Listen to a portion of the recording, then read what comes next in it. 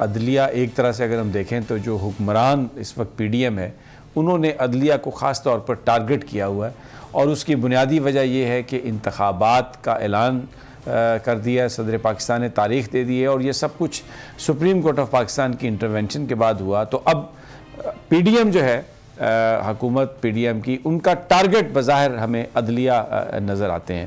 تو اسی حوالے سے ہم بات کریں گے علی ظفر صاحب سے، ان کی انپٹ لیں گے، دیگر جو معاملات ہیں جس طریقے سے کیئر ٹیکر کام کر رہی ہے۔ علی ظفر صاحب بہت بہت شکریہ، آپ نے ہمیں جوائن کیا۔ آپ عمران خان صاحب کے کونسل بھی ہیں، بہت سارے اہم معاملات میں آپ عدالتوں میں بھی گئے۔ اعتزاز صاحب نے کہا کل کہ چیف جسٹس ہماری ریڈ لائن ہے، اور اس وقت ایک اٹیک طرح کی سی صورتحال ہے، اور ایسا ہو سکتا ہے کہ مجھے عدلیہ بچاؤ تحریک دوبارہ چلانی پڑے۔ بڑی سنگین انہوں نے صورتحال سے آگاہی دی ہے آگاہی۔ آپ کی کیا اوپینین ہے کہ جس طریقے سے یہ نون لیگ کے لوگ ٹارگٹ کر رہے ہیں ڈیلی بنیادوں پر اور پریس کانفرنسز کر کے، تو آپ سمجھ رہے ہیں کہ کوئی اس طرح کا تھریٹ جو ہے وہ ایمیننٹ ہے؟ جی، پہلی بات تو یہ ہے، اگر خدا نخواستہ ایسی کوئی بات ہوئی اور ایسی کوئی ضرورت پڑی تو اتنا تو میں آپ کو ایشور کر دیتا ہوں کہ پوری جو پاکستان کی وکلا کمیونٹی ہے، چاہے وہ کسی بھی پولیٹیکل پارٹی کے ساتھ افیلیٹڈ ہو وکیل، وہ اس معاملے میں وہ واقعی اعتزاز صاحب کے ساتھ ہی کھڑے ہوں گے، اور کسی قسم کا اگر حملہ کیا گیا کسی بھی فورم پہ کسی بھی جج کے خلاف، وہ اس کو برداشت نہیں کریں گے۔ تو یہ تو بڑی کلیئر بات ہے، اور اس پہ اگزامپل آپ دیکھ بھی چکے ہیں۔ جب مشرف صاحب کے زمانے میں ایک انسیڈنٹ ہوا تھا تو جوڈیشری کی آزادی کے لیے سب ایک طرف ہو گئے تھے، بلکہ سول سوسائٹی بھی، اور جو میڈیا بھی تھا، اور جو پولیٹیکل جماعتیں بھی تھیں، انہوں نے بھی وکلا کا اور جوڈیشری کا اس معاملے میں ساتھ دیا تھا۔ اب افسوس کی بات یہ ہے سمیع ابراہیمی صاحب کہ جب آپ یہ دیکھتے ہیں کہ ایک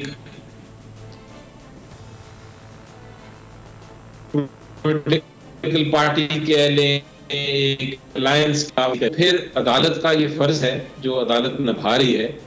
اور وہ فرض یہ ہے کہ وہ اس قسم کے اقدام کو جو آئین کے خلاف ہو، قانون کے خلاف ہو، اس کو کالعدم قرار دے، اور جو بھی آئین کا تقاضا ہے اور انصاف کا تقاضا ہے وہ پورا کرتے ہوئے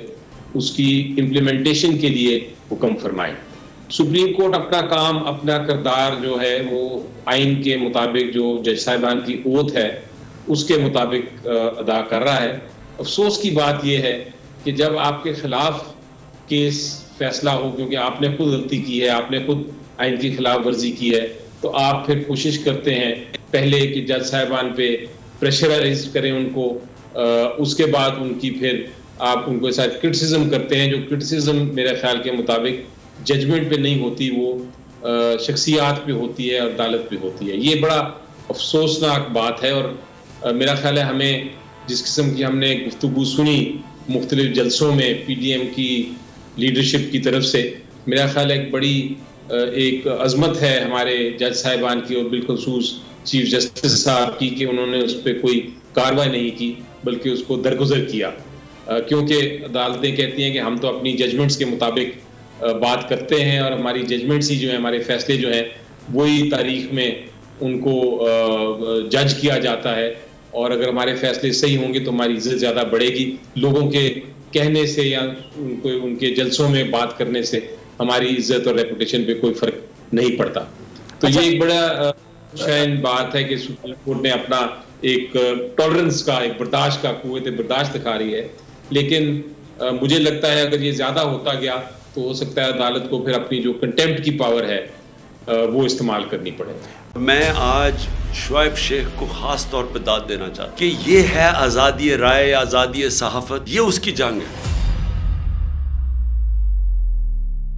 ہر قسم کے دباؤ کے باوجود شعیب شیخ کھڑے رہے اس ملک کی اس صحافت کے ساتھ جو جمہوریت کا حسن ہے، ایک وہ صحافت جو کسی پریشر میں نہیں آتی، جو کسی اسٹیبلشمنٹ سے نہیں خوفزدہ ہوتی، یہ جو ڈاکو مسلط کیے گئے ہیں ان کی رشوت نہیں لیتی، وہ ہے اس ملک کی اثاثہ۔ صحافت وہ اثاثہ بن جاتا ہے۔ सिर्फ शोएब शेख को आज जेल में इसलिए डाला है कि उसको ये कहा गया था कि इमरान खान और पीटीआई की कवरेज ना करें। मैं पाकिस्तानियों की तरफ से शोएब शेख आपको और बोल चैनल को कहता हूँ हम आपके साथ खड़े हैं और इंशाल्लाह आप सब्र करें। ये जो अंधेरी रात है ये ज्यादा तैयार नहीं है, मुझे नजर आ रहा है कि इंशाल्लाह अच्छा वक्त आने वाला है।